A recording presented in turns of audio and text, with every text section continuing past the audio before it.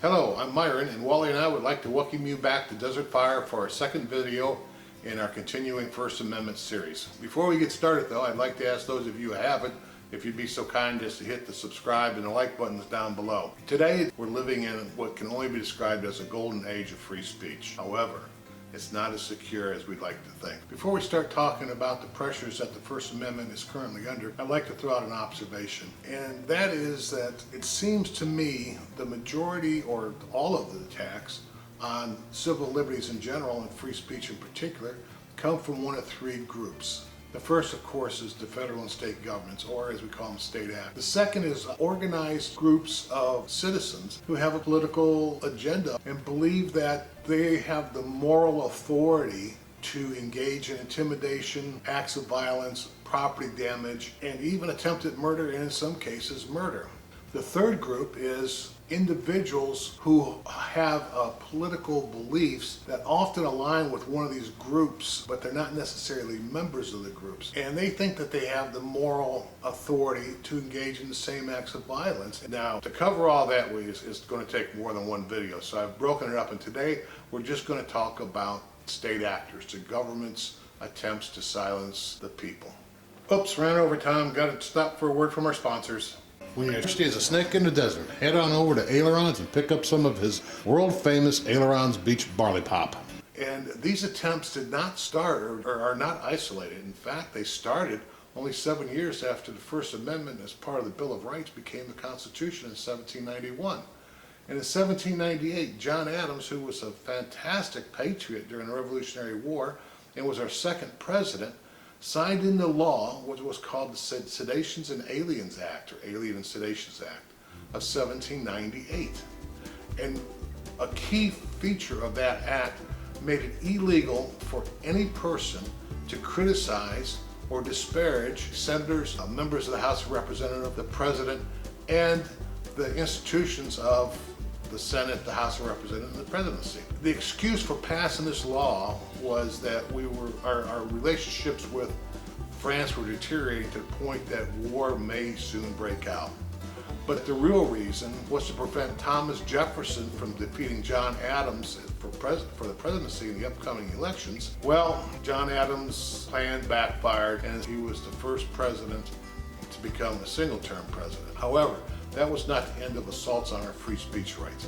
Shortly thereafter, the southern states, the politicians and slave advocates, began passing a series of laws in the South prohibiting people from criticizing the institution of slavery or slave owners. Then the black laws came into being at the end of Reconstruction, which were the forerunners to the Jim Crow laws. We now get into the 1900s, the early 1900s, and we go to World War I. And the Sedations Act is passed. And it, amongst other things, made it a crime to criticize the government, the military, or the war effort. And a lot of people went to jail over this. Then came the late 50s and the early 60s, which started not only the civil liberties movement, but also the free speech movement, both of which are hugely important. And they swept the nation. And as part of that movement, the Supremes became more active, incorporating the Bill of Rights to the states. And by the end of the century, free speech rights in the United States are the broadest and the most expansive of anywhere in the world. However, they're not as secure as we may think. As we entered into the 21st century, attacks on the First Amendment free speech rights came primarily from two areas of state government. The first one was the traditional legislative governor one, where they enacted laws that outright violated the First Amendment rights of other citizens. One of the primary methods of violating a person's free speech rights is for the state to pass what's called laws compelling speech. And compelled speech is nothing more than to force a person either to take a position or support a position, or to say something in support of a position that he disagrees with. And these laws have always been overturned by the courts, and yet the states are still doing it. Two cases come to mind. One involved a law that required public employees who did not want to be a member of the union to pay union dues. And they challenged that on the grounds that it was compelled speech, that they did not agree with the political positions that the unions were taking, and yet they were forced to fund their political activity. And the court struck that down. The second case involved compelled speech involving pregnancy centers. And they had a law that stated that all pregnancy centers had to offer information on abortion, including where you could obtain an abortion to their patients. One of these clinics who challenged the law, and the law was struck down as compelling speech. And you may think that these are rather outliers and they're onesie-twosies, but they're not. For the people involved, it has a very real effect on their lives. The second area of state government that's attacking free speech is, believe it or not, state universities and colleges. And they are doing so in such a blatant manner, and it's so pervasive that it, what's that legal term I'm looking for? Oh yeah, blows your mind. Over 13,100,000 students enrolled in 711 state universities. And these universities have at least 9 different methods of censoring student and faculty speech. The Foundation for Individual Rights in Education just recently released its 2019 report. They found that 123 schools that have speech codes that significantly restrict free speech rights, and another 475 that restrict free speech rights in some ways. And if you add those two together, you get a staggering 639 schools out of 711 that infringe on student and faculty's free speech rights, and only 70 that allow free speech to flourish on campus. In addition to speech codes, universities rely on its close cousin, what they call harassment code. What the universities do is they redefine the legal definition of harassment to be anything that they deem offensive speech, even though it's protected speech and it's unconstitutional for them to regulate it. Speech codes and harassment codes have been the target of extensive litigation, and every time they're brought, the student wins, and yet they continue to do this. Next up are bias response teams, which are relatively new. So far, Phire has identified 104 public universities that have these units. And of those 104, 43 have police officers or detectives assigned to them.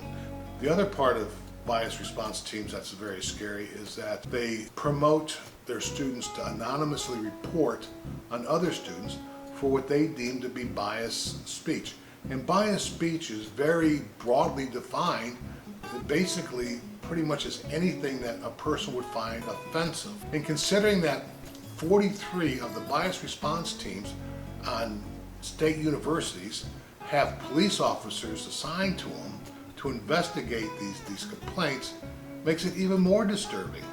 It'd be easy to sit here and say these are just kids being kids and there's no harm in telling them that they can't be mean to each other, but that's not what this is. Adults who are having their free speech not only infringed upon, but suffering real world consequences when they get caught up in the school's Puritan crusades.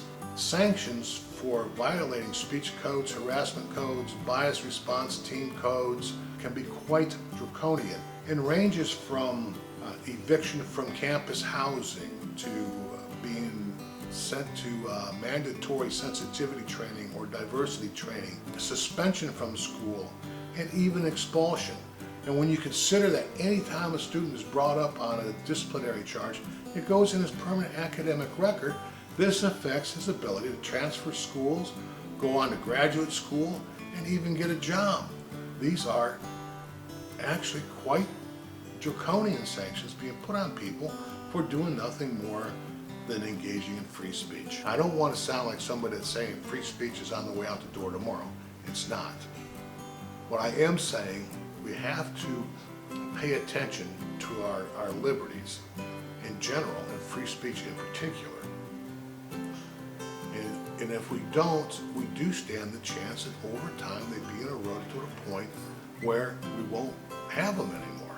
Well, that's about all I have to say for this week, so I'll let you all go. I hope you have a great day and a great week. I hope to see you back here next week. Before you do go, I just want to leave you with a quote from Ben Franklin, one of my big heroes. And he said, "Democracy is 2 wolves and a lamb voting on what to have for lunch. And liberty is a well-armed lamb contesting the vote." Okay, I'm going to take off now. Be good, and we'll see you later. Oops, I don't think this is right.